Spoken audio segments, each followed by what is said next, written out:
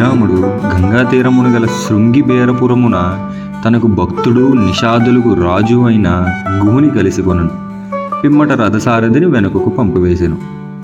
శ్రీరాముడు సీతాలక్ష్మణులతోడను గుహుని తోడను గూడి వనములలో సాగిపోవచ్చు గుహుని సాయముతో జల సమృద్ధి గల గంగానదిని దాటెను. పిమ్మట భరద్వాజ మహర్షి ఆదేశమును అనుసరించి సీతారామలక్ష్మణులు మందాకిని నదీ తీరము గల చిత్రకూటమును చేరిరి. అతడు చక్కని పర్ణశాలను నిర్మించుకొని ఆ ముగ్గురును దేవగంధర్వ సదృశులై సుఖముగా ప్రశాంతముగా నివసింపసాగిరి. సీతారామలక్ష్మణులు చిత్రకూటమునకు చేరగా దశరథ మహారాజు పుత్రశోక కారణముగా సుతునికై విలపించుచు స్వర్గస్థుడాయెను.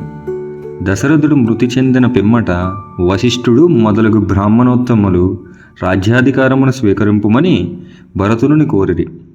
అందులకు ఆ మహావీరుడు సమ్మతింపలేదు. రాజ్య